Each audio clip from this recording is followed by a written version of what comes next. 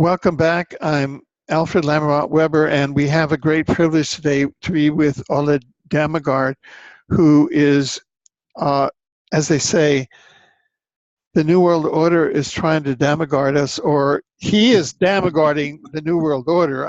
You're just going to have to tell us, but we're in the aftermath of the latest event. I'm just going to say event in New Zealand, which Ole is going to deconstruct for us. And I'm going to turn it over to Ole.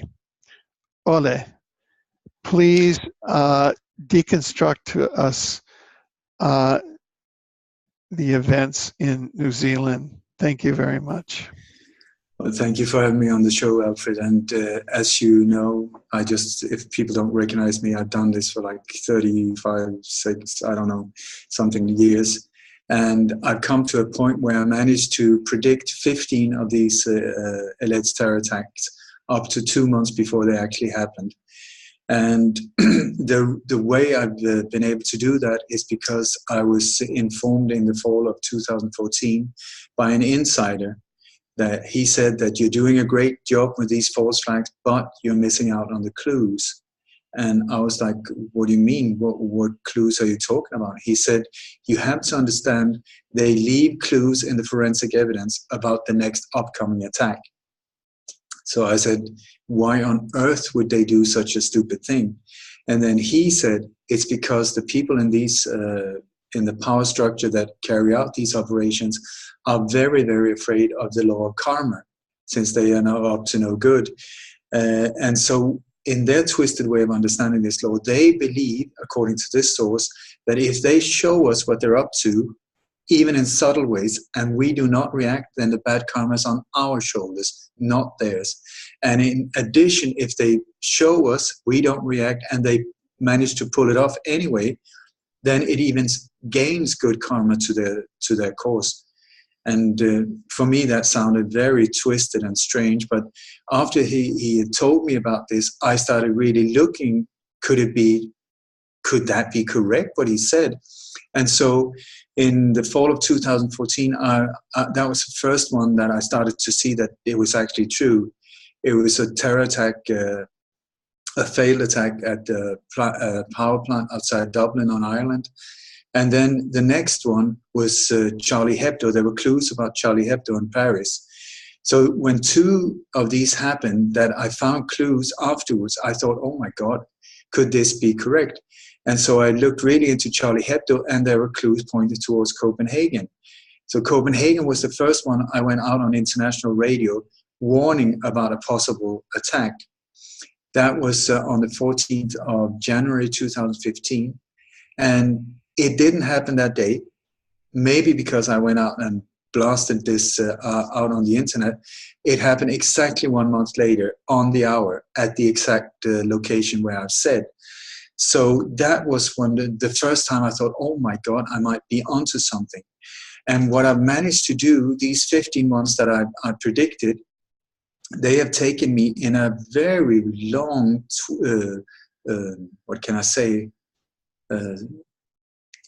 incredible trip around the world, because these attacks, I think that my track record shows that I'm onto something important here.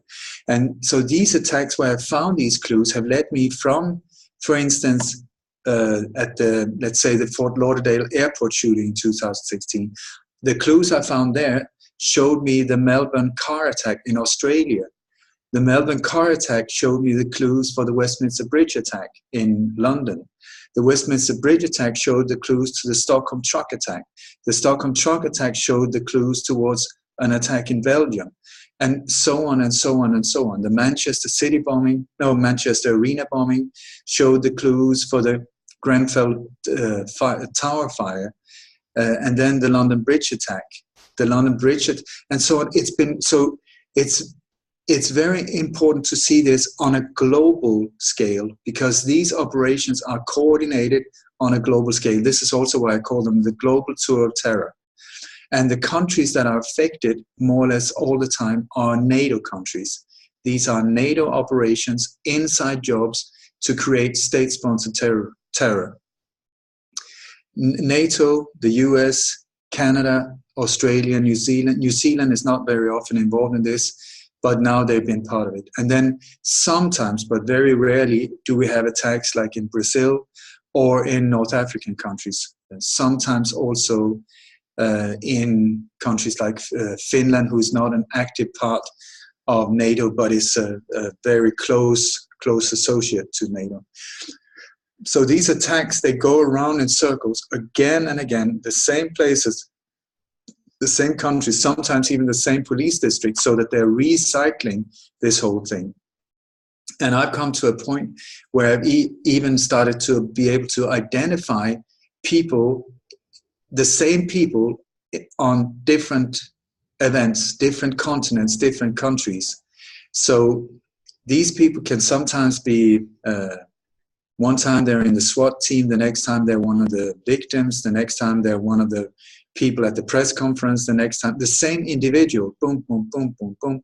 So what we're looking at, what I really truly believe that I'm onto, and I also got that confirmed by people from the inside of CIA, not super confirmed, but that it's very plausible, and that they've gone in the background applauding me, saying, just go on, you're onto it.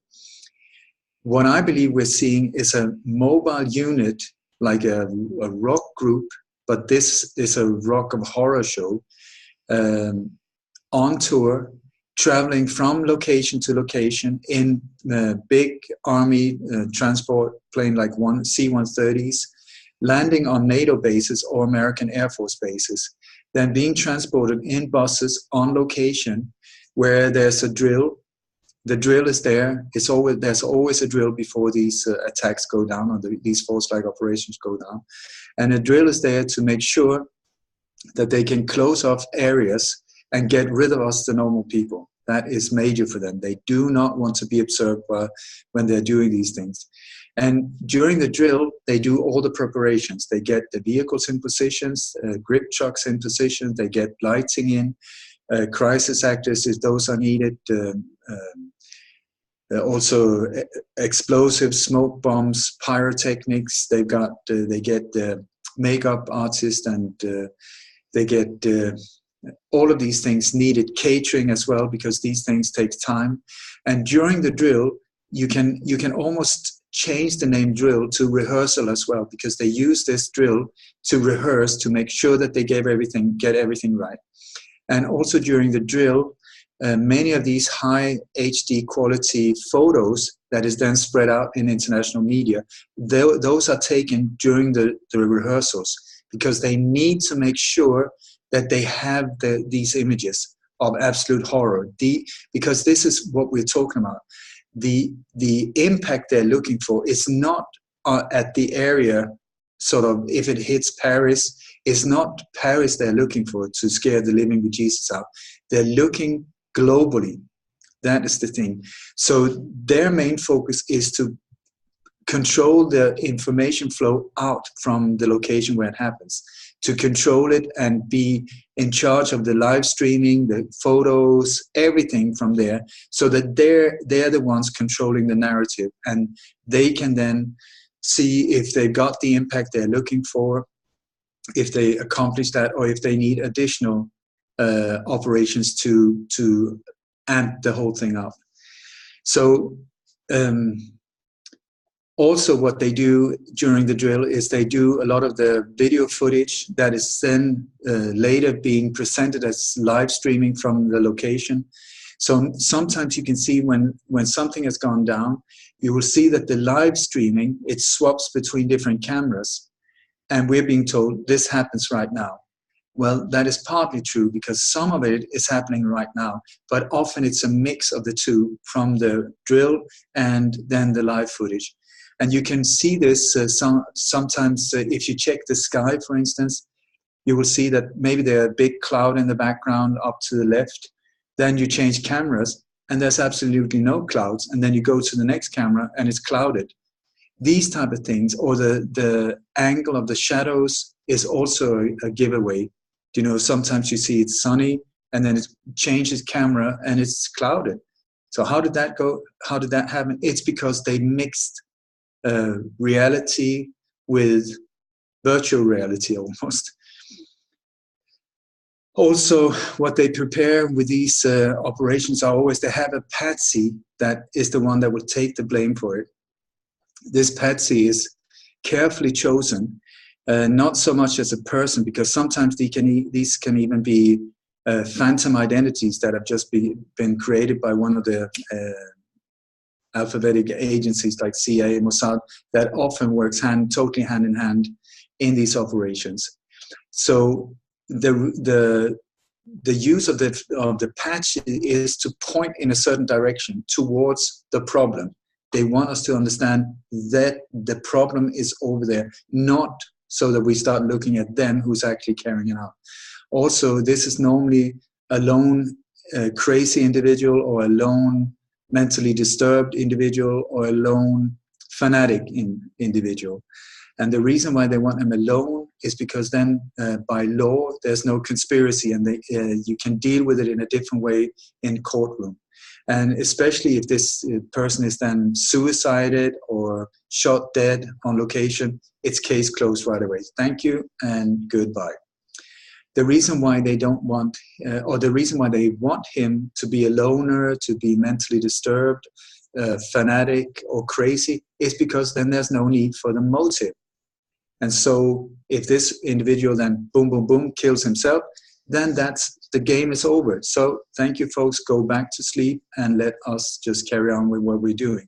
That is the whole idea. So it's very important to see who is the patsy, what are they pointing at, and at the same time also see what is the result of whatever goes down. So it's all based on an old Roman template called problem, reaction, solution. This goes way back to the Romans and the Greeks, but especially people like the Romans, because you had the Roman Empire, for instance, where a handful of people, or very, very few, were in a position where they could control millions of people with amazing distances. I mean, they controlled areas from Rome all the way up into England and many, many other countries. So how did they do that? How did they manage to do that? Well, the way they did it was through psyops. They found out that we need to do psyops, psychological operations, to make people believe that we're powerful and that there is a threat. They need a threat from the outside, a boogeyman, an enemy out here that is very, very dangerous, so that the only way that that the population can be protected is through me. I'm the one in power. So problem, reaction, solution. What are they trying to do? That the few in power are secretly creating a problem.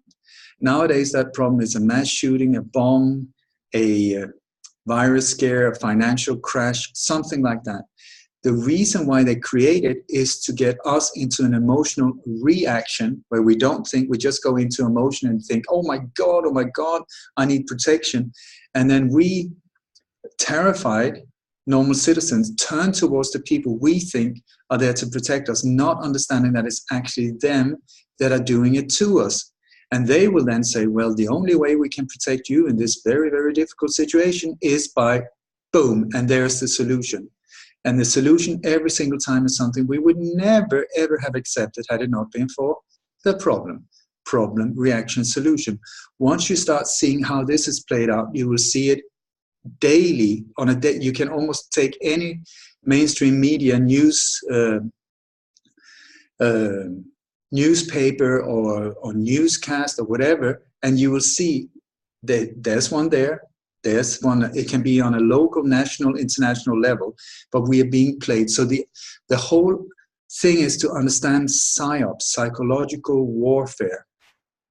And also we are up against agencies like, for instance, Mossad, where their motto is war by deception. What does that mean? War by deception. That means that there's a war going on and we don't even get it. We don't even see it, but the war is still there. So also divide and conquer is another. They have only got very few tools against us to control us. The major one is fear. They need us fearful at all times. And this is also why we had such a long, long line of years with random violence. The reason why they want it random is because then it affects all of us.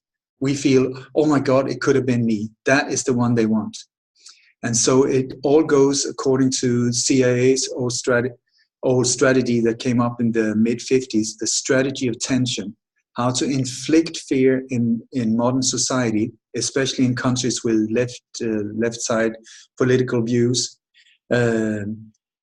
inflict fear in these populations so that they will accept more and more militant control, more and more surveillance, more and more robocops, more and more tanks in the streets, cameras there, body scanners, backscatters, you name it, all for our protection. Because there is this threat out here saying, woo, woo, woo, woo. And this threat out here have changed over the years. So it used to be the old Russians, then it was Bulgarians, East Germans. Just check the James Bond movies. Then the boogeyman has changed appearance over the years. And after when the Iron Curtain went down and the wall in Berlin went down, suddenly we were in a situation where there was no boogeyman anymore. So the people, the few in power, were freaking out, saying, oh my God, we could be looking at world peace here. We need to do something, because if we live in peace, people are not fearful. And then they will suddenly say, if we said go that way, they would just give us the finger and go and have a cold beer. So that didn't work. And in on stage then, they created the Muslim terrorist. That is the one. Now, the trend nowadays is the Muslim terrorist. And the reason for that is because he works so well in media. Dark eyes, dark hair, dark big mustache, strange names from countries that most people have no idea that they even existed. So that they work perfectly, and they have this religion called Islam. And so these agencies have been working very, very hard to weaponize words like Muslim, Islam, Quran. These words nowadays, in most of our brains, if you say Muslim, your brain would think terrorism. If they say Islam, your mind would think terrorist or terrorism once again. And Quran, oh my God, this is a manual for making bombs. That is the intention of what they've been doing.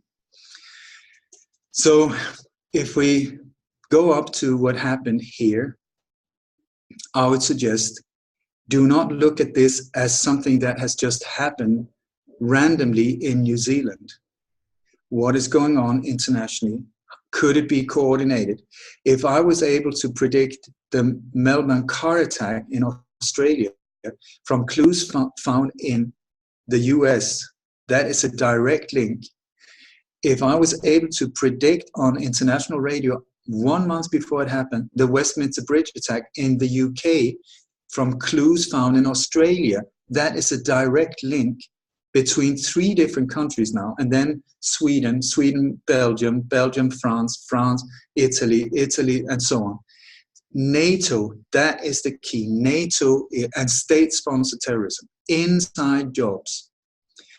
So when you look at this, it's very important not to jump to conclusion and just say, no, it was real, or no, it was fake, or it was a false flag, or nobody died. You cannot just jump into that. If you do that, you're making a major mistake. You have to look at it one by one, all the details, just like a forensic detective. Look through the whole thing. What happened? What went down? Is there any inconsistencies? What was the result? Who benefited? It's always cui bono. Who benefited? Why was it done? Who did it? And who benefited? And that is key. So when you look at, we go back here once again to New Zealand. One thing also that is very interesting, I find, is I've interviewed my friend CIA whistleblower Chip Tatum several times about these operations, because he used to be part of them, in at least a few of them. And he said that sometimes when they carry these operations out, when these carried out, the ones behind it are following very closely to see the reaction. They are not focused on what went down in the operation, because they know that that's their job. They are looking at the public. They're looking at the reaction from the news outcasts, and how are people reacting? Are they accepting it? Do we need to amp it once up again. So I believe this is why there were two mosques shootings, because you got the main focus on the first one, the Al-Nur Mosque, and then you got a second, much less covered, in the Linwood Mosque, both of them in Christchurch, New Zealand. Listen to the word, the Muslim mosques in Christchurch. Can you hear here? Christians, the church, and Muslims, the mosque. So right away, you have this conflict between different faiths. You had the same at the Stockholm truck attack. There was also, and you have this divide and conquer, how to get us to look at each other with hate and suspicion, instead of looking what the hell went down, who did it, and then you start looking towards the ones who actually carried it out. They do not want that. So you have to look at all the names, the words, the locations, the people involved, color codes, you name it, and so on. So here it said that this Australian guy, he was for some reason, he's been described as a lefty eco-fascist who carried this out. Please, Alfred, you're a lawyer here. What is a leftist eco-fascist? How can you get these three words as a description of one person? I don't get it. But this is also how they're trying to do it, to point and make people with left, more open-minded political views suspicious. And also this whole eco thing, they're updating it so that it's up to date and feels good. Anyway, we have this person who is, he's even filmed himself doing it, if you want to believe the official footage. So this guy, a white Australian, 28 years old, he goes to New Zealand and he decides, I'm gonna kill as many Muslims as possible as a revenge. I think at least that is what the official story is, as a revenge for many of these alleged Muslim terror attacks in the West. I can only say, after all of these years, I've been on, I don't know, I've looked into hundreds of these cases. I've been on location on many here in Europe where these things went down. I've been to the US and also, so these operations and top political assassinations have become my specialty. And I have yet to find a Muslim terrorist. I should be a world-leading expert on Muslim terrorists. I have not found real ones. I have found lots of patsies that have been set up.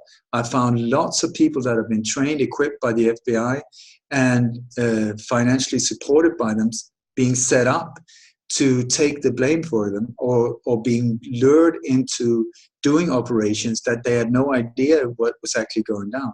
But what I have found instead of Muslim terrorists is I keep bumping into state-sponsored terrorism with connection into the Gladio network, where the CIA is in the background, the Mossad, MI6 is very often there as well, including the intelligence agencies on whatever country that this operation goes down in.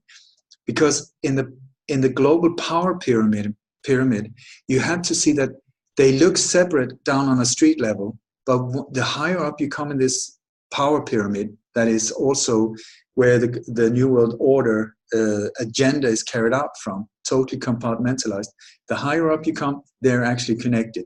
And so to say the CIA or the Mossad, it's not contradicted. They work hand in hand. They're totally in bed with each other. Not on a street level, but up there they are. And so these are the ones that I encounter. These are the ones that I fear. And these are the ones that I hope I'm a major pain in the butt for. And now my internet connection is starting to get weird, which they normally gets as soon as I mention Mossad.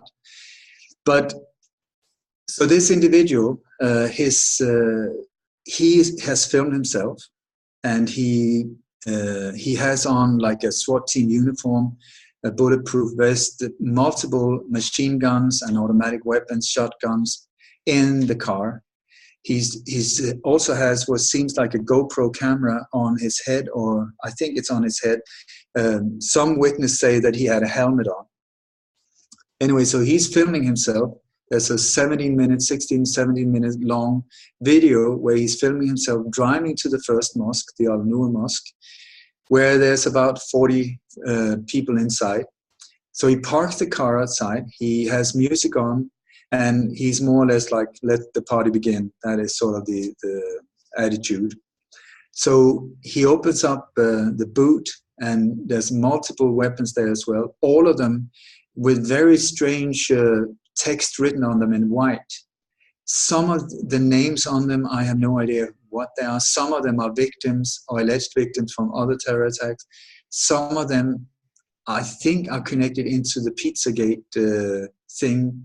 The John Podesta's, the signs he had in his palms showing up, I found signs that look very similar. And John Podesta was actually right there just a few days before this happened. I don't know. I don't know for sure, but okay. So he picks out two guns, a shotgun and some kind of machine gun. I don't know the make of it. I've never seen that weapon before. And so he goes towards the entrance, and out on the pavement outside, there's no traffic in the street. And there's a couple standing next to a car, and they look at him, but they don't react. And I don't know about you, Alfred, but if somebody came in a SWAT team uniform, there's a ceremony inside the mosque. He's got two automatic weapons, all dressed in black. I mean, wouldn't you react somehow, or say like, "Whoa, what the hell?" or pick up your phone and call the police?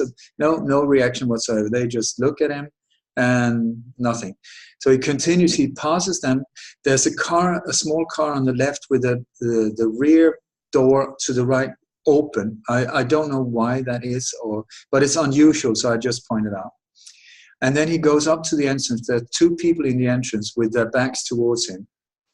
There are no shoes outside, which is normally the case when there is a ceremony going on in a mosque where you're not allowed to have your shoes indoors.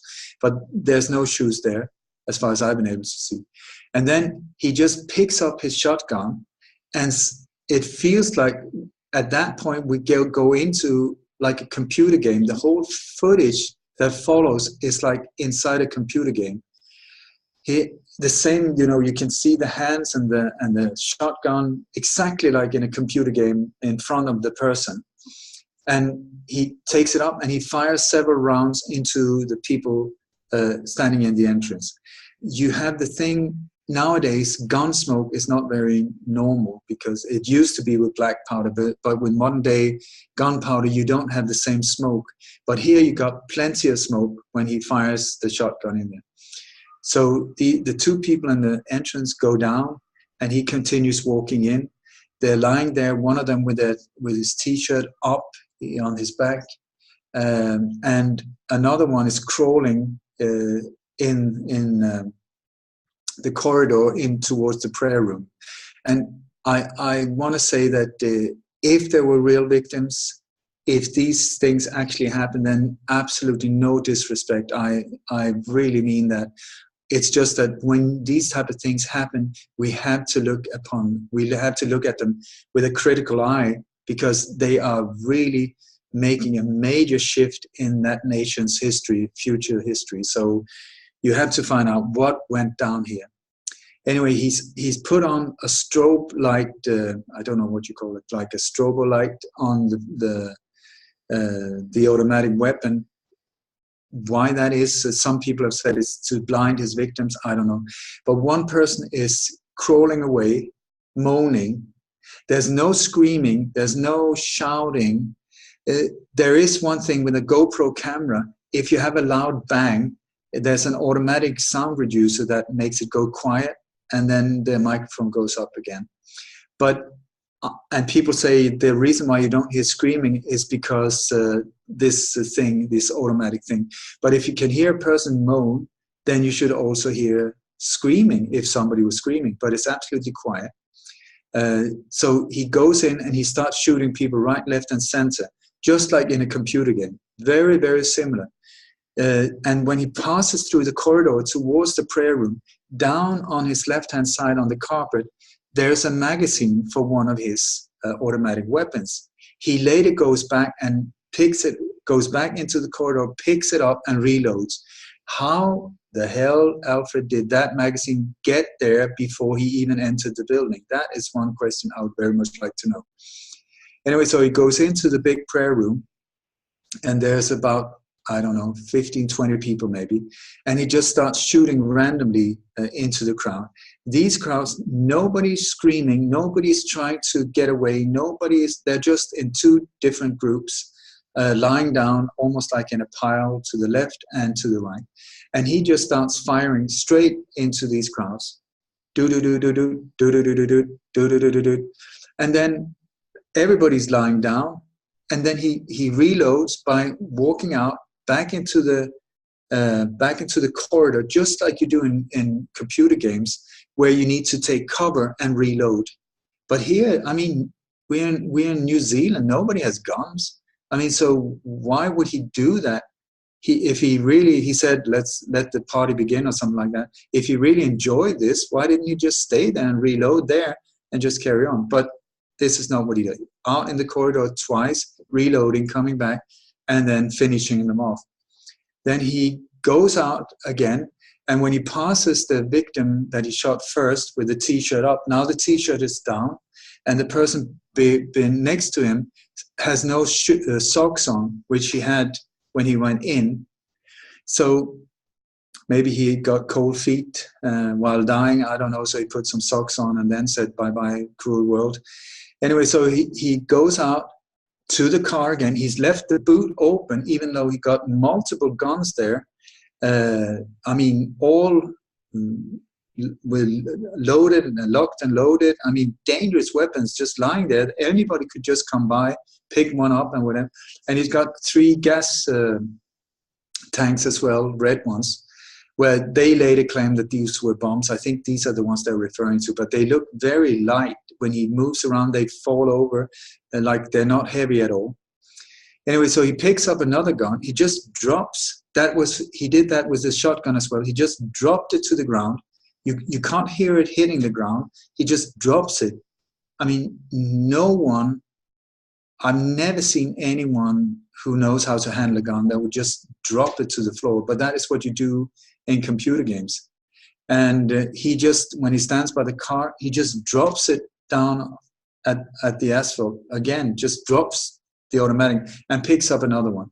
And then he goes in, and when he comes to, he's on the outside of the mosque, and this time he sees something. You cannot see what he's shooting at, but he starts firing down the street. Long line of fire, like do-do-do-do-do-do-do-do-do, something. And there's one thing there, when you see the shell casing being thrown out of the gun, they seem to disappear in midair. I'm not sure, because the quality is very difficult to see, but it seems like they disappear midair. But I've seen a better quality version where they might land on the ground next to the corner of the gate. I'm not totally sure. If they do not, then this is a dead giveaway that this is absolutely not real footage. Then he goes in again, and this time he goes around and execute people that are already dead. Before this whole thing happened, there was no impact on the bodies, hardly any blood, no bullet holes in the walls, no casings on the floor that I've been able to see. But this time, you see you can see the impact on some of the bodies. Yet again, very, very little blood when you think of it. I mean, it's a massacre, but there's hardly any blood to see. And then he goes out again. He crosses the courtyard. He sees a woman. There's a hole in the wall, an opening in the wall, and he just aims and boom, and shoots this woman out on the pavement on the outside. Then goes out, and she's lying there moaning, poor woman, where he goes up and he just shoots her right in the head, where there's a clear impact. And then he goes into the car, just drives straight over her and takes off towards the next mosque. But on the way there, he's very cheerful and happy, and with music on, different types of music that I managed to identify through a friend, but different types of like military music or German march music or fire, one song also. And when he's driving through traffic, he sees someone, I don't know who he's shooting at, but he puts the rifle towards the windshield and just fires twice through the windshield. And as far as I can see, there's no crack in the window at all. And then he sees somebody on the pavement or something, and he just aims with the window up and just shoots straight through the window. That just disappears, in 1,000 pieces. But quite a few of them fall inwards into the car, where I would say logically they would fall out. Or maybe that's I don't know if that could be a natural thing, that since the window is part, I don't know. But for me, it looks a little strange. Also, it should be a hole, not the whole window going out. When you look at other crime scene photos and so on, if a car has been shot from the side, you will see that the impact is so powerful that it makes a hole, not the whole window. That is when you use a shotgun, that would happen. But here, this is not a shotgun as far as I can see. And it's the same weapon that he just shot through the window shield where there was nothing. So, and then the footage ends before he comes to the other mosque. So, question, was there any drill before this whole thing? And I managed to get hold of, I think it's a local radio station, at least it's a New Zealand radio, where the guy says that, well, it's actually kind of interesting because there's been this drill going on for more than a week in Christchurch, of all places. So this very day, this little town or city was packed with people from these exact forces that should have been there to stop this whole thing. But this is not what we see. Instead, that drill was going on all the way up until the shooting actually is said to have occurred. Then you have problem, reaction, solution. Right away when this happened, I said, the solution here would be stricter gun laws. That is the agenda, stricter gun laws. That they will say that right away. And there will also be a thick stack of paper with an anti-terror budget that would be presented, which normally takes like 8 months to prepare. But when these things happen, they're done in like 48 hours. Boom, there you go. Because they need to continue while people are still in an emotional shock, because that is when we will accept it, because it's for our protection. So, well, if it's $2 billion more, who cares, as long as we're protected. They need to ride that wave. So they cannot wait like a month or so, because then we cool down and then we start thinking again. So this is the thing. And as far as I know, the stricter gun laws, that came right away. That was like within half an hour, stricter gun laws. We need to get rid of the guns. Just like with the mass shootings in the US, because problem, reaction, solution. With the mass shootings more or less only occurring in the US where the weapons are, the solution is not because they're crazy, all of these people, to get better psychiatric wards and so on. No. They want the weapons to be the problem, especially automatic weapons.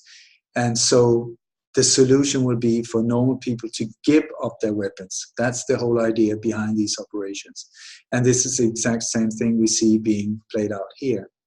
And so I would very much like to suggest that this is only the day after this event happened. I don't know if they brought forward the budget yet, but if not, I can almost guarantee you within a few hours, some nice looking person in a nice suit or dress will say, well, for your protection, we have prepared this, and boom, there it comes. I mean, Alfred, last time you needed to rebuild your house and you just needed a building permit. Did you get down there and just get a stamp and it was done in 5 minutes? I think not. Governments are slow by design. And to prepare a thing like that takes months and months and months and months. But here we are, 48 hours, boom, there you go. But also, I want to point out that this is not the only event here, because we also have a follow-up thing in Holland, in the Netherlands. This is 2 days before the elections. And 2 days before the elections is a critical point where when you look at the power structure behind them, whatever result they've been trying to push on the population, if the population has not yet made up their mind, if they cannot get to them emotionally, if they can't get through psyops and logic ways to get to their mind, they go emotional. You will see that 2 days before Sweden was about to have a referendum to enter the euro as a currency, the Swedish the Swedish foreign minister, Anna Lindh, was stabbed to death. And she was the one standing up for the euro. So many people that were totally against the euro, out of sympathy for this dead woman's family and to honor her memory, they voted pro the euro. So there was a definite change because of this violent crime. Then Sweden still stuck to the krona, thank God. But then you had Brexit in England, which is still ongoing. And 2 days before the referendum, what happened? A copycat murder of an MP, a woman that no one had heard of before. Jo Cox was her name. That was violently stabbed and shot to death by a totally peaceful man, normally a lone crazy guy, they claim. So both of them, same age, both of the mothers of 2 kids, were brutally murdered. And if you want to go emotionally, to get the emotions going, it's women and children. Old guys like you and me, Alfred, wouldn't work. No, it's children, women, that's the one. Sometimes they use nuns and nurses, and if it's a man, he can be a priest or a war veteran, depending on what is the purpose of these operations. So here in Holland, I haven't looked so much into it, but it's 2 days before the election, which is exactly the same pattern. And then we have a shooting there on a tram outside a school. So outside a school, meaning women, children, and teachers, women. So we have the same emotional close connection there. And so is it possible that these things are coordinated? If I manage to predict them through coordination, then I would say very much that there is a possibility that this thing in New Zealand could be to affect New Zealand. I mean, to get rid of the guns, to stricter laws, stricter anti-terror, all of this, more and more surveillance in this peaceful, beautiful, beautiful country that used to be a paradise. Now the New World Order is really getting the grip around this country as well. Also because of natural resources and the location and so on.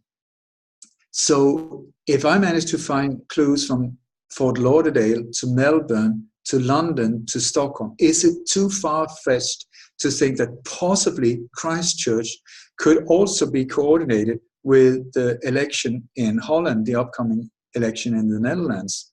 Which is because then you have, boom, something awful happens over there. The media is pumping you, oh, terror, terror, terror, terror, terror. And then just in your own backyard, boom, it happens. Oh my God, we're not even safe here. We need protection. And there comes the election. So we need a strong leader that can stand up and united, we stand against terror. You know, that's the one they want. And this is also a dead giveaway. I say, if this is an inside job, then the people afterwards that stand up and say, we have to stand up united in the face of terror. We will not bend down. We will not give in for fear. You know, these are the people who carried it out.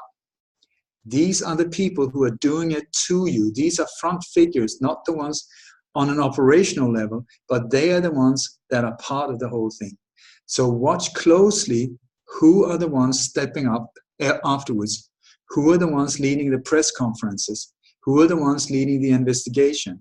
Because if we're looking at a false flag operation, an inside job, then the investigation is part of the crime. They are part of the crime. The press conferences, part of the crime. The politicians that stand up are part of the crime. The commissions that follow are part of the crime. And the only task they have is to cover the real truth up and make us accept their solution. That is the whole point of this. So, if I can go on a little bit more, if your ears are not too tired, there is another giveaway here.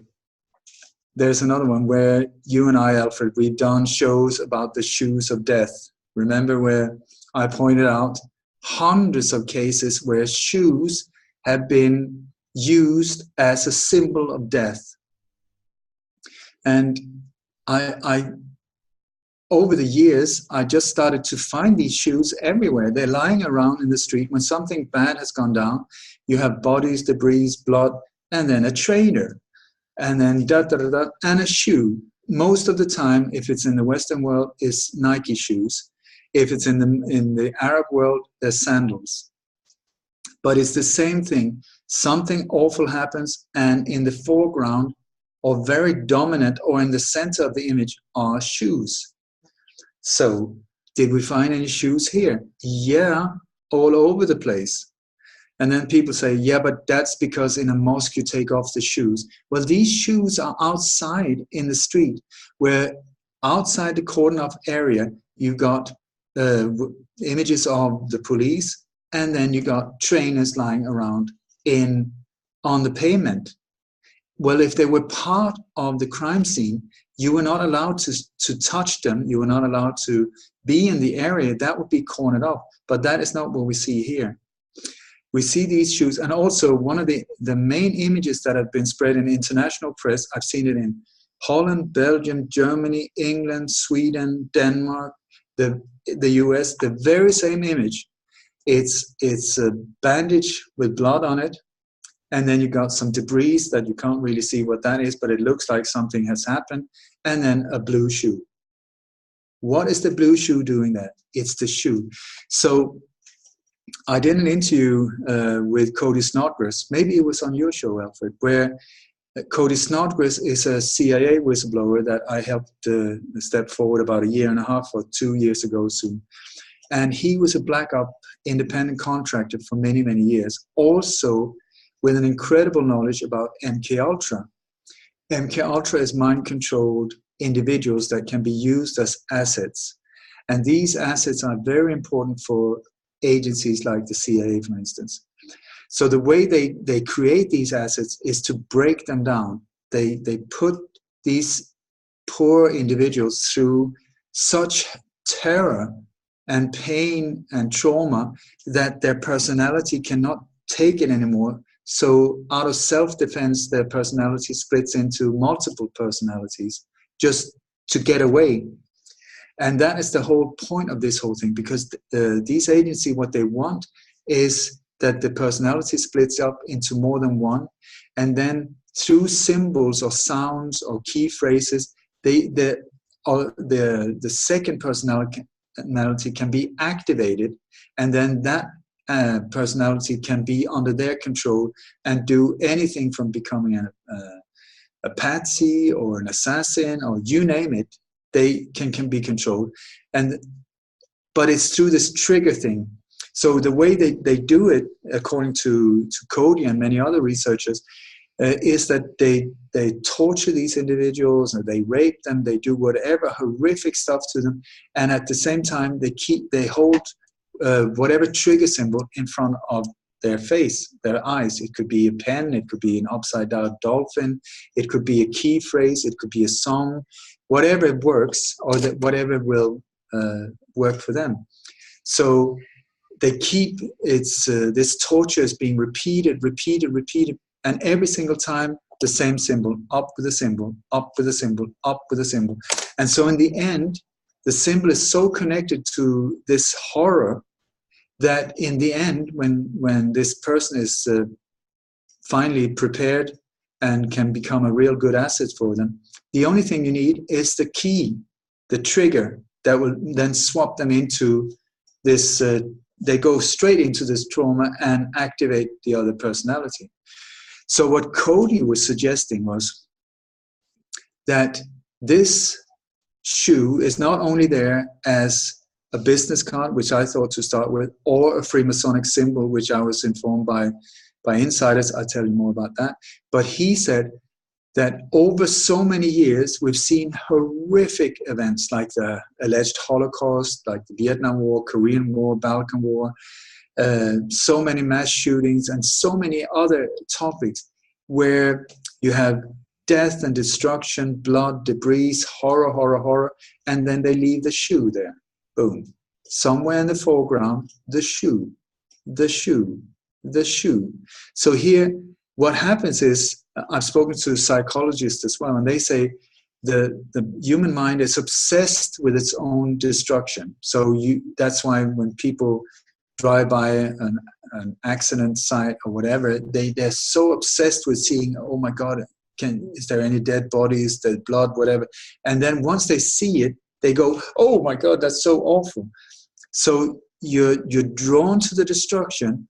And then what happens is that once you see it, your eyes is trying to avoid it and moves to something more familiar to find some comfort there.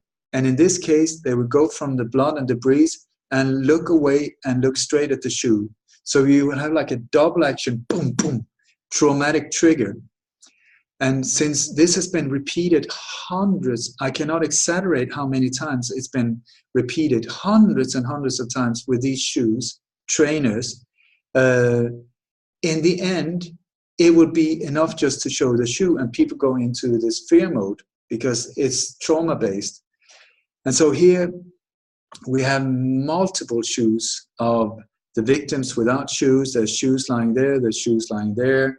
The woman that was shot in the head, right 2 meters in front of her on the pavement without, for no reason whatsoever.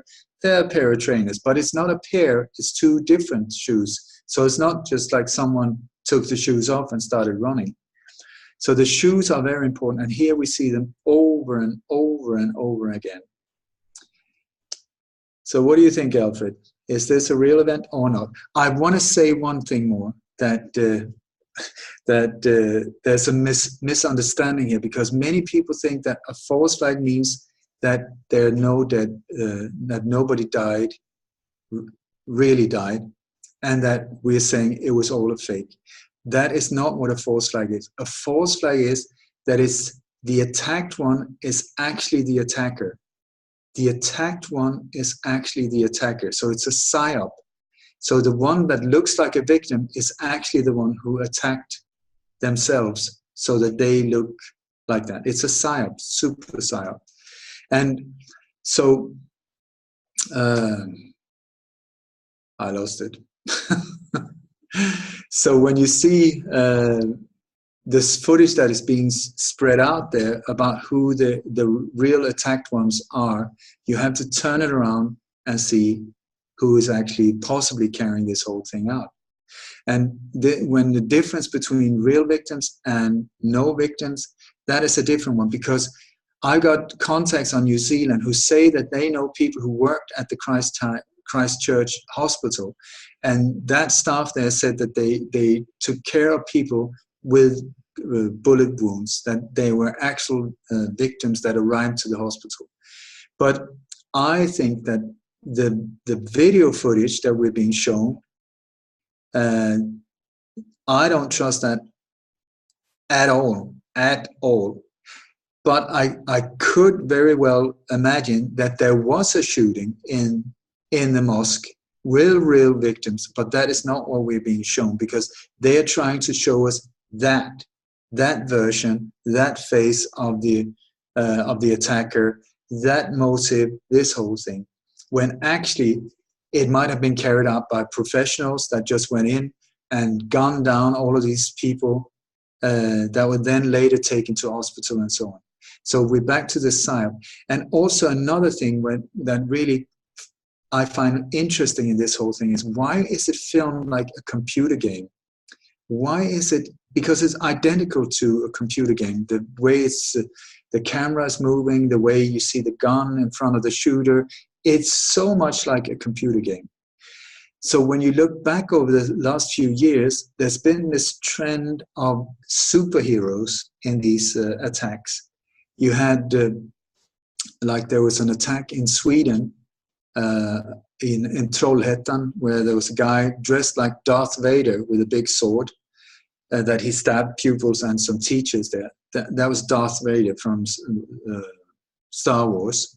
Then there was a church shooting in Nashville, where both the guy that, the hero of the story, they always have a hero, the hero of the story, and the guy they claimed went in and shot the people in this church, they're both images of them with Superman shirts on, where the hero even he's a white guy, but he's got a black baby in his lap, and both of them have Superman t-shirts on. So I would say, what are the chances that both the hero and a child that is not his, but is dark skin? Because we have this thing with the races in this whole thing where the shooter was black, the hero is white, but he was taking care of a black baby as well.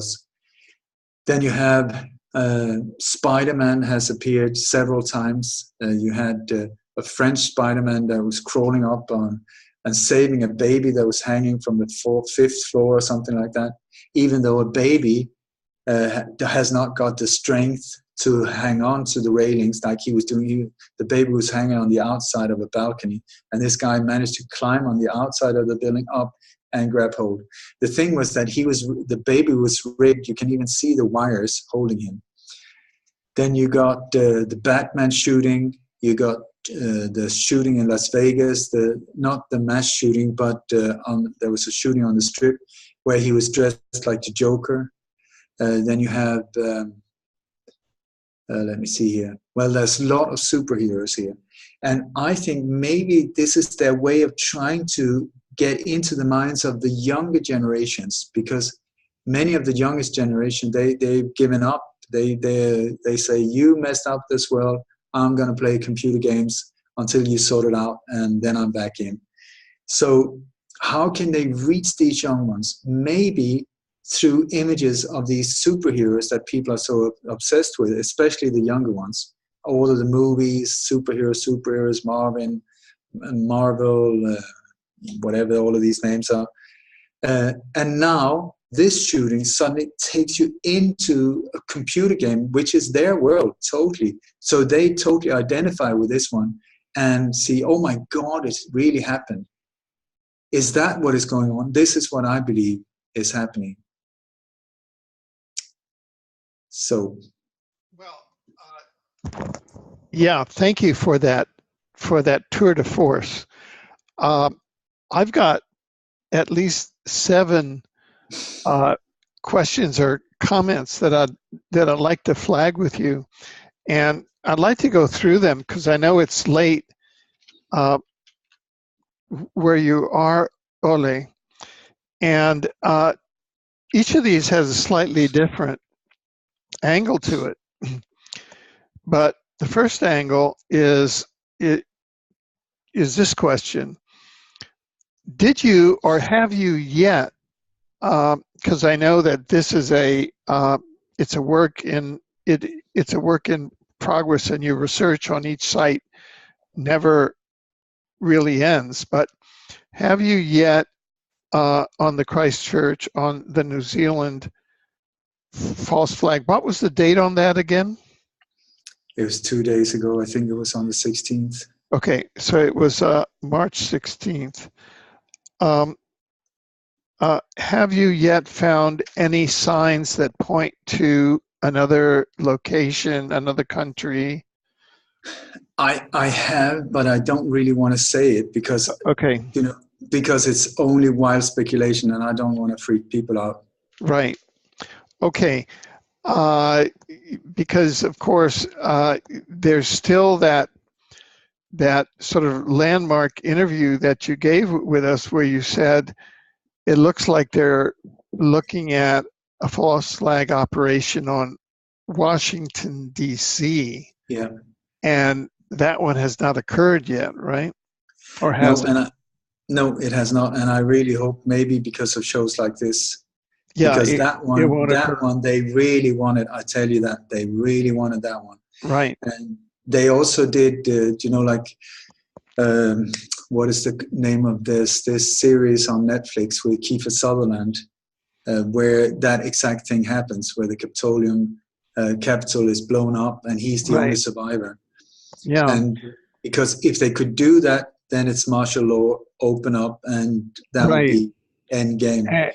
And of course, one of the destinations of one of the quote planes, of course, there were no planes, but at least if we deconstruct the 9/11 false flag, one of the supposed destinations, if that false flag had continued Yeah. through totally, had been it would have crashed into the Capitol, Yeah. not only into the World Trade Center, not only into the quote Pentagon, but also into the Capitol. Now, there's big questions that it wasn't a plane that hit the Pentagon, and it wasn't planes that hit the Twin Towers, but part of the script called for a plane into the Capitol.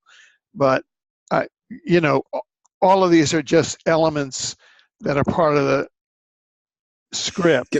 But could you imagine the difference of impact had the Capitol been hit as well, instead of this Shanksville hole in the ground where nothing ended Right. up? I mean, Exactly. that would have been. And the reason why they hit Pentagon was because they needed to be to make it a military that the U.S. was being military attacked. Right. Because otherwise Yeah. they wouldn't be justified to hit back with military in the same way. Oh, okay. Also, I want to say, because myself and Judge Connie Fogel were both judges in the Vancouver 9/11 War Crimes Tribunal, brought together by more than 20 witnesses, including Professor James Fetzer, Andrew D. Bishago, Loren Murray, and 20 other witnesses, was that the cruise missile and or other projectiles which went into the Pentagon were targeted at the JAG, Judge Advocate General Unit, which were then gathering evidence on the $3 billion plus which had disappeared, which the day before the 9/11 strike, one of the defendant perpetrators of 9/11, the then Secretary of Defense of the U.S., had given a press conference saying that the Pentagon couldn't account for $3 billion, which they had expended on their black budget. And so that the people, the purpose of the strike, one of the many purposes of the strike on the Pentagon, not only for what you mentioned with war on terror, but was to destroy all the evidence that the investigators were then gathering, the paper chase and the evidence, and kill all of the investigators who were then investigating the corrupt black budget money trail of that disappeared $3 billion. So, it was 2.3 trillion. Yeah, trillion. Sorry, I misspoke. It's a massive difference. So thank you. I misspoke there.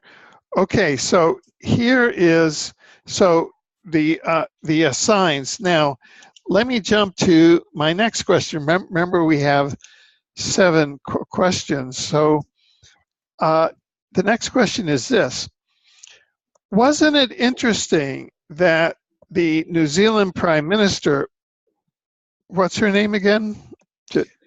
I don't have a problem. She has a problem remembering her name. Oh, okay, but she's a young she is a millennial-looking prime minister. She recently visited Theresa May, the Prime Minister of Britain, in front of who oversaw the Westminster false flag. and who vetoed an inquiry into it, and who, well, I won't get into there. And she congratulated and supported in a big press conference and to-do Theresa May's role in Brexit, which so far has just been to deconstruct and impoverish the United Kingdom and to make it the first poor, among, both the US and the UK are now joining what they call the poor rich countries.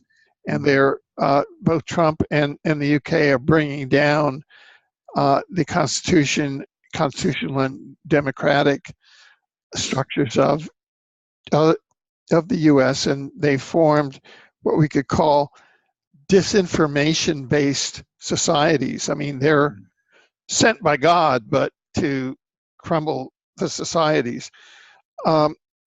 So isn't it interesting that she was on the world stage at kind of false flag central with Theresa May on Brexit?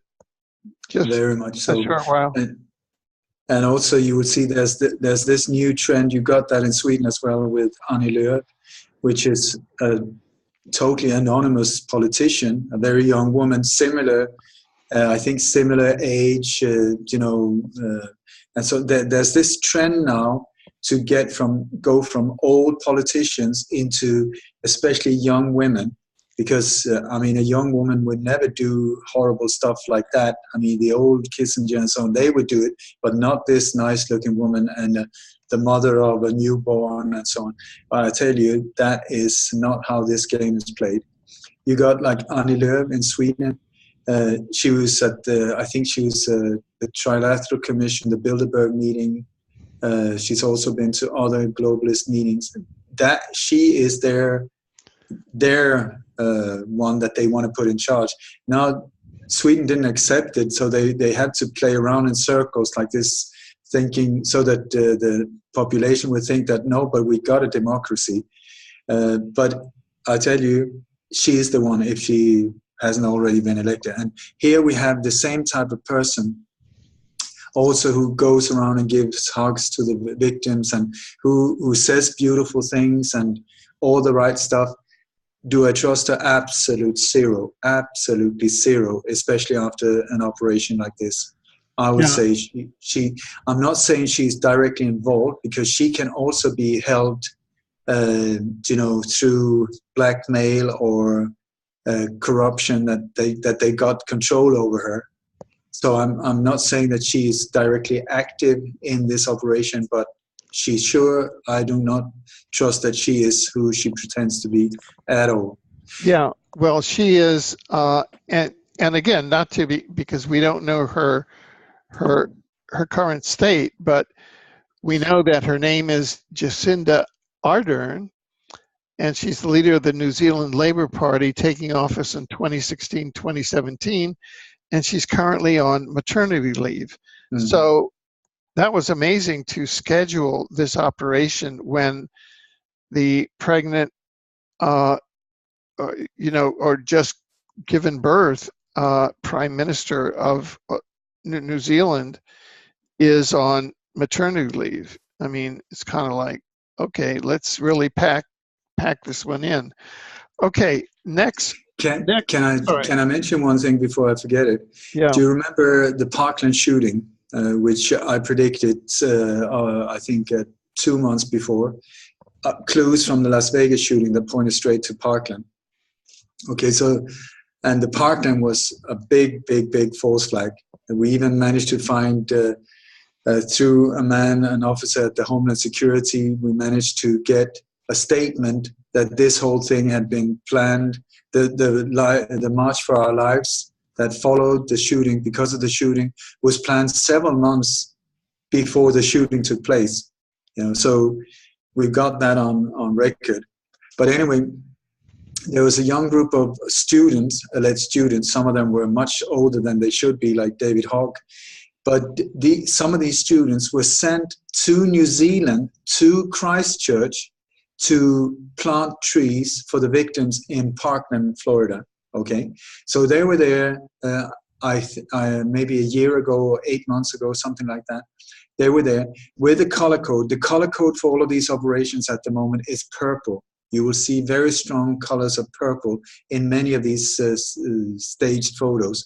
When it comes to Europe, there's a mix between purple and magenta. These two colors are the ones. I don't know the difference why, but these are color codes for these operations, all according to George Soros, the purple revolution. You would see the mass immigration, all of these things, the color code purple. Look out for that color.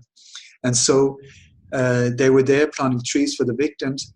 But then in the background now, when you see some of the photos from the latest shooting here, you see the ambulances, and then there's a big sign in the background with the exact same font as they used at Parkland in Florida, where it says Parkland Pawn Shop.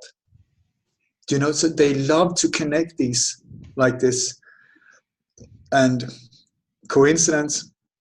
Well, if it had only been this case, but since I've been seeing this over and over and over again, I do not think that that is a coincidence at all. Plus, that the size of the sign, the way it takes up such a big space of the photo, I do not think that is just by coincidence. Exactly. Now, to get into the Christchurch, of course, I mean, you know, Christchurch, what a perfect place for a psyop. You know, it's just like, and this gets back to the famous Christchurch directed energy weapon, tectonic warfare earthquakes, where we had a guest, Dr.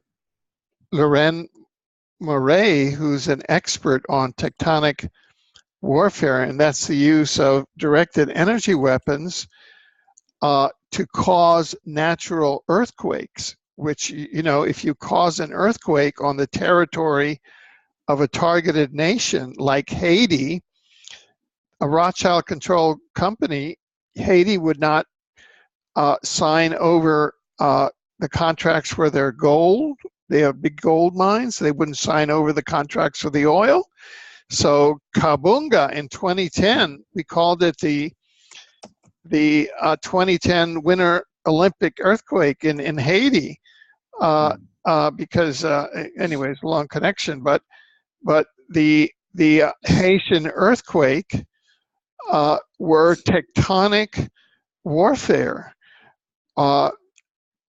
through using advanced tectonic weapons that the Rothschild-controlled military have, and then with these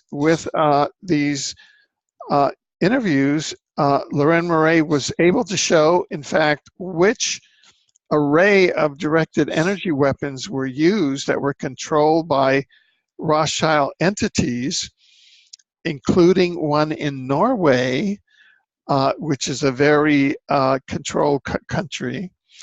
And they were used, and immediately after that, the Rothschild-controlled countries got the petroleum contracts and got the gold contracts. So, and the same thing happened here in Christchurch, where they had the earthquakes. And I'm just going to finish this, and then I'm going to, because this is more of an observation, and then turn it over to you. They have been following the supposed takeover of New Zealand, especially the South Island, in the past several years by the Illuminati wealthy, where they're destroying the local Maori tribal infrastructure. They're destroying the local settler farmers. They're driving them out so that these wealthy people can build it into an island paradise, and then they're leveling.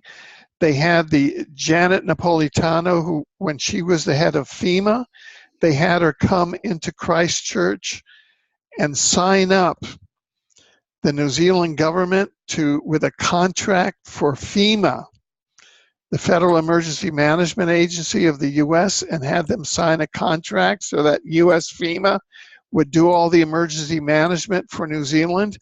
And just a day after Janet Napolitano flew out of New Zealand, boom, all the Christchurch earthquakes started happening. How about them apples, which were all tectonic warfare? It's standard procedure. I wish that I could say that what you're saying is just totally off, but it's standard procedure. There's always a reason. And there's always the standard also that they leave just before it happens. It's called plausible denial, that they're not there when it happened. Well, it was not me. I wasn't there. You know, like we're back in the backyard with children playing, you know, and well, he threw a rock at me. No, I wasn't even there because I left the day before. That's not how it's worked. They do this, they're there, they set the whole thing up, and then they leave, and boom, it happens. So these agreements, these setups, these also the way people, I don't know, John Podesta was there, he left just a day or two before. These type of key people that know each other, that are in the same power structure, was that just a coincidence or was there a reason? We also have, when Benjamin Netanyahu in 2016 more or less declared war on New Zealand if they were backing the UN, mandate against the occupation, I think it was the West Bank or Gaza. And they said, if you do that, dear Mr. Terran himself, Netanyahu, he said, if you do that, that is almost a declaration of war. And with these forces, they have patience. They can wait, and then boom, when you least of all expect it, that's when they act. And there's a very clear pattern of people that stand up against these forces in the country of Israel. I'm not talking about the population of Israel. I'm talking about these rogue forces that invented terrorism, if you ask me. If you stand up against them, they will punish you. We've seen that with the Norway mass shooting. We've seen that with many other countries. You stand up, boom, it will happen. And then the whole backup of this power thing comes up. And then if you even aim a finger in their direction, there will be this whole avalanche of anti-Semite and whatever Holocaust denier or whatever they would throw at you. But there's this beautiful interview with a former, if she was a foreign minister, I think she was, I can't remember her name, Israeli foreign minister, where she very openly, I think it was on Democracy Now!, she very openly says, you know, like, well, if we have a problem with anyone, we just throw the anti-Semite card at them, or if that doesn't work, just bring in the heavy artillery and with the Holocaust denier, and that will just shut up anyone. And I remember one time I saw an interview about 9/11, and they were talking about, there was this engineer that was talking about how the buildings came down in a way that was not natural. And then the person interviewing him said, my God, you're a Holocaust denier. It's like, we were talking about buildings and the structure of steel and concrete. What had that to do with the Holocaust? And by the way, do you know the name of the Holocaust in Hebrew is Shoah? And now in Holland, they have this anti-terror expert. His name is, Jerome Schoen? Glenn C. Schoen. And Schoen in Dutch means shoe. And we had, I'm not sure if the same guy, but there was one guy in England after the Westminster Bridge attack, and a terror expert, and his last name was Shoe. I mean, what is up with these shoes? That is fascinating. Well, look, I'm going to keep on going because I know it's late there. And okay, here's another question. Last night I was watching on the CBC here in Canada, who interviewed the suspect's grandmother. She was a typical New Zealand white settler. And the grandmother said, oh, I don't know what happened to that boy. He went off to Europe 2 years ago, and he came back transformed. His personality had completely changed.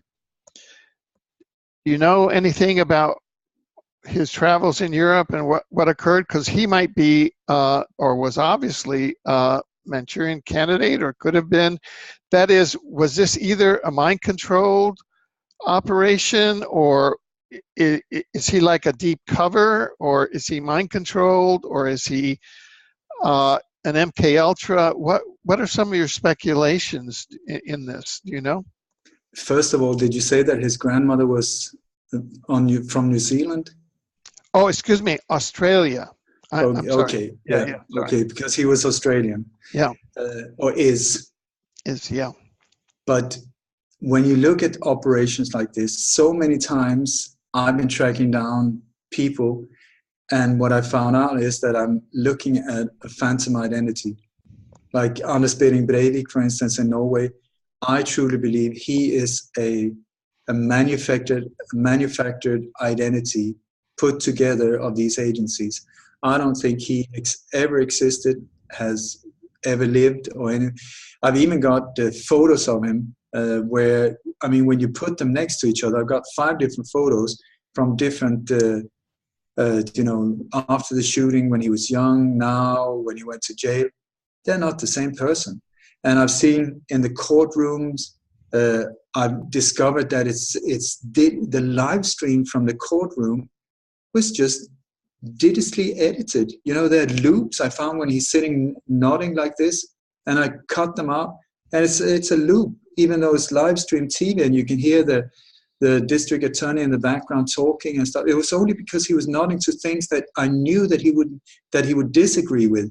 Why did his body nod and say yes? So I thought after an interval it was going around, and I cut it out, and it's a loop. Another time he's being taken into courtroom, and there's 2 different cameras, and there's all of these flashes going off, and there's just something weird I couldn't put my finger on. So I put these 2 camera recordings next to each other, and the flashes doesn't match. They go off differently. How is that possible? It is not. So we're looking at digital manipulated crap there for some strange reason. So my question is, why did this guy film his face? He did very clearly, boom. So you see him very clear, meaning whoever's behind it, are pointing. It's this guy, no one else than this guy. So now they say that, yes, he went to Europe. I know that now people are finding, I mean, great researchers are finding connections where he was in Turkey, and where was he else? In North Korea, no, in Spain, where there was an attack on the North Korean embassy, and they say he was here, and they say they've got these CCTV camera footage of him, very clear images. Normally when you get images from these cameras, if it's you and me, they're super sharp. You know, if we're driving a car too fast, boom, they will find you. But when it comes to these operations, they're so blurred, you can never tell who they are. But here, perfect image of him from 2016, I think it is. And now they're saying, well, he was suspected of being part of these different bomb threats or ISIS attack. I mean, whatever. So the question is he real? That is a major question. Also, the photo from the court case now, when he's in court, where he looks very short, but of course that could be him, but of course totally blurred. So we know what he looks like from the video, but in court totally blurred out. And then he's standing doing a 666 sign, like this very clear 666 sign. He's got handcuffs on, but he's pointing downwards and doing a very, very clear 666 sign downwards, meaning some Freemasonic crap or signal or whatever. Mind controlled. If the video is not, if that is not authentic, then what proves him being part of it at all? And so the only thing that is pointing towards him is when he turns the camera and shows his face. But nowadays you can do in live YouTube footage or live streaming.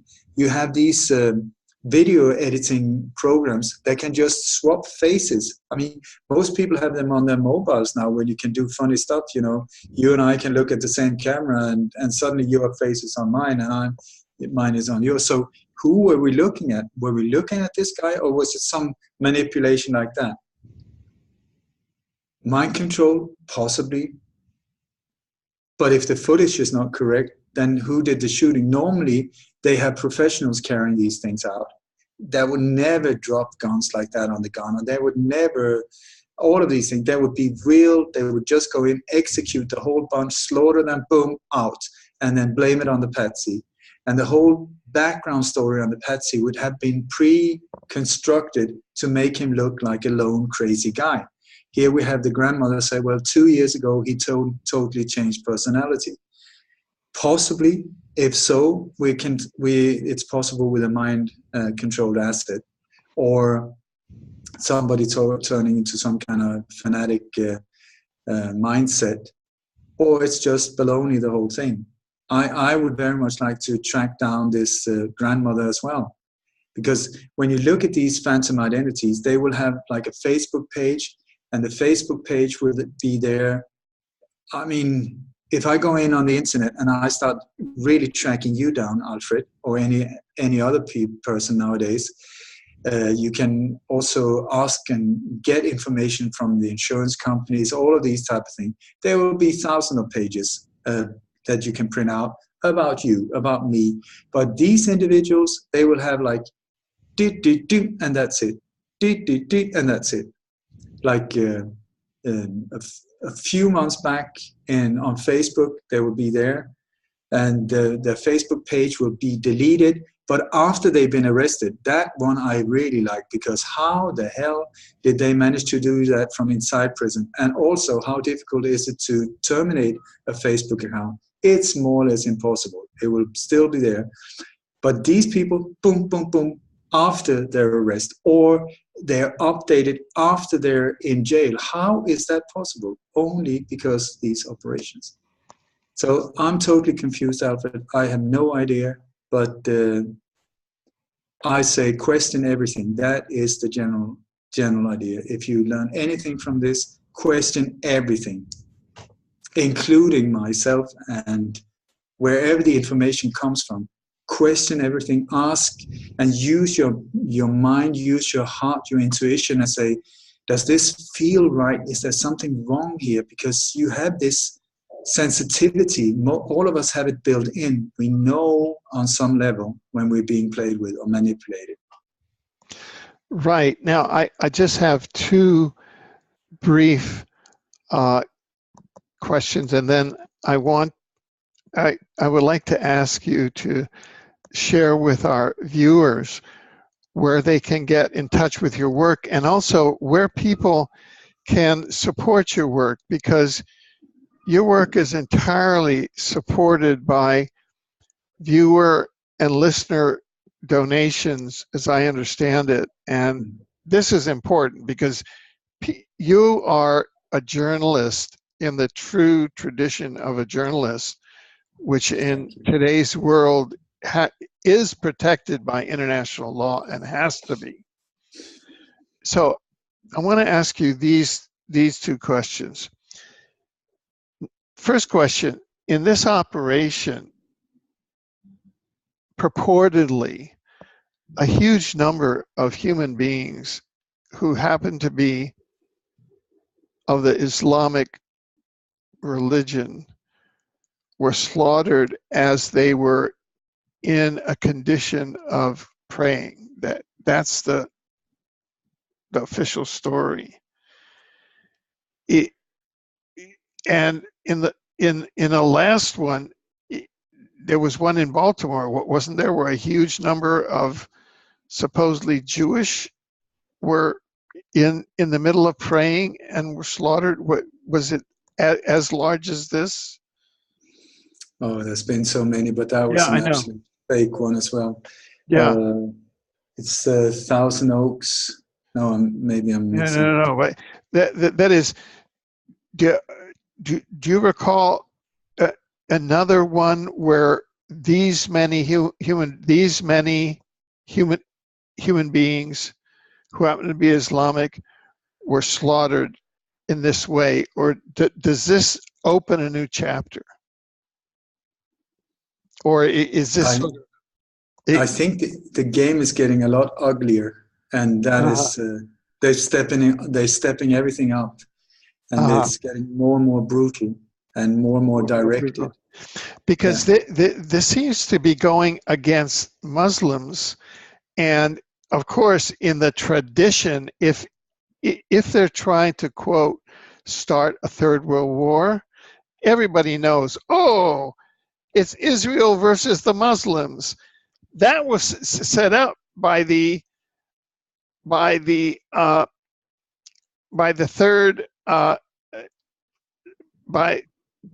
Zionist meetings in the 19th century, and by the Masons in the 19th century. They said, you know, we'll orchestrate the Third World War by the Muslims against Israel, and that'll be the Third World War. These things have been scripted like for over a century. So do you think that that's what they're trying to do now? I don't know, Alfred. What I think is they're going emotional. And, you know, what could be more emotional than women and children, or sacred places like where you go for prayer and meditation. Totally unarmed, totally vulnerable, and somebody goes in and slaughter you. And also, I think, you know, you got all of these alleged Muslim terror attacks. Now here's another attack. All the Muslim one becomes terror attacks. Here, when there's a white guy, it becomes a shooter or a mass shooter. You don't use the same wording. It's not a terror attack, it's a mass shooting. But it's just the same coin from another side, because people just hear, oh, Muslims. Okay, in one place they were the ones shooting, in another one they're the dead ones. It shouldn't make a major difference, but your subconscious, I think, will not really hear the difference. Or some people will say, well, it's not more than fair because they've done all of this to us, so they should pay back. But it's all set up. It's a staged thing, I think. Right. Now, final question. I want to introduce the whole area of AI, artificial intelligence, robotization, video games, because you introduced the whole theme of video games, and we actually have a World War III, a 5G phone, World War III here. It's big here in Vancouver, of Huawei versus the Western cell phones. We're going to 5G. They arrested the daughter of the founder of Huawei, which is the biggest 5G cell phone in the world. They have 180,000 employees around the world, 180 countries. And they're introducing 5G, which is supposedly going to robotize humanity. And now you very astutely pointed out that the video that was released supposedly by the gunman was a video game. In other words, humans have been dehumanized and become robots when we're killed. Is that part of the programming? Over to you. I can only guess. It's dehumanizing as well. I mean, in these computer games, you just shoot people right, left, and center, but it's only a computer game, so it doesn't matter. You just pop, pop, pop, pop, pop, pop. And here it's the exact same thing. So it's like desensitizing us somehow. You know, I don't know. I just if 5G really kicks in, we are in a bad spot. So because then it's a whole new ball game. That much I know. So I know that we've come to the end of another amazing program, and we really want to thank you for taking the time out today to deconstruct and to explain and question for us the Christchurch event. Oleg, could you tell our viewers where they can reach you and reach your events, and how they can subscribe to and how they can support your work. I would very much like to. First of all, I just want to say, since this is getting ugly, the game is really stepping up here. I just want to say that I'm a perfect health. I've had health checks, everything, heart, everything perfect. I'm not depressed in any way. My car has just gone through the MOT. Everything is super duper. So should anything happen to me, you know who's behind it. And also, Alfred has been extremely kind enough to back me up with official legal documents saying and showing that I'm free to pass borders, go from country to country, that I've done nothing illegal, that I've just followed the truth wherever it's taken me. And no bullying, no harassing, just following the truth, doing like journalists are supposed to do. So if I should suddenly disappear again or be put away, you will know that there is no legal ground for that. With that said, my website is Light on Conspiracies, because that is what I'm trying to do. Just aim the light straight into the belly of the beast and let the light, the truth, do the work. Totally non-violent, but absolute fearless exposure of these dark forces that are trying to destroy us. I'm on Patreon. Patreon is a great help for me, so please sign up, Light on Conspiracies. It's only a few dollars or $1 a month or whatever, but it makes a huge difference for me and my family. I'm a one-man band with a small little dedicated team around me. And like you said, nobody's financing us. I'm not being paid. I put some 35 years into it. So as a fair exchange of energy, because I'm doing this for all of us, we're all in the same boat, I would suggest backing me or whatever researchers that you really respect could be a good idea, because the boat is going down if we don't do anything about it. I got multiple books on Amazon or my website. Coup d'etat in slow motion, about the assassination of Olof Palme, the Swedish Prime Minister, which is one of the world's biggest murder mystery. I mean, mind-blowing case that goes with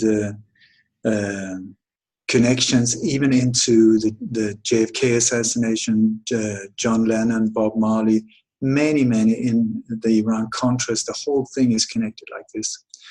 And another book, Shadow of Tears, about how I went on a bicycle on my own many years ago and ended up in Iran during the war, and then helped to smuggle people out from Iran through former Russia, East Germany, up to Sweden, where they're now doing great. And then I got a children's book called Yolanda Yoga Panda, based on the old yogic principles, where I hope that it will help children to learn how to get a strong yes and a strong no, and feel what is right and wrong. They know in their heart, but to stand up for it is a different thing. And I really want to support the children in that. And then I have a book called Remind Me, which is also based on yogic principles, but how to control your mind, how to be, instead of you being a victim of your thoughts, that you are the one steering this vessel that is your meat suit in a way that will be graceful under pressure and walk the way of truth and light and love.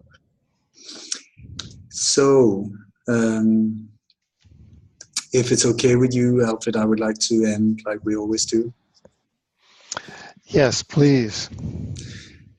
For me, I'm not here to prove a point. I'm not here to be right or wrong.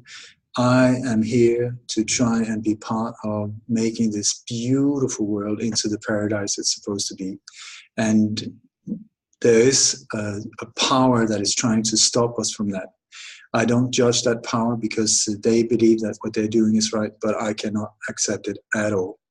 So I will stand for the light that I've come here to represent, and they will have to stand for the darkness that they have come here to represent.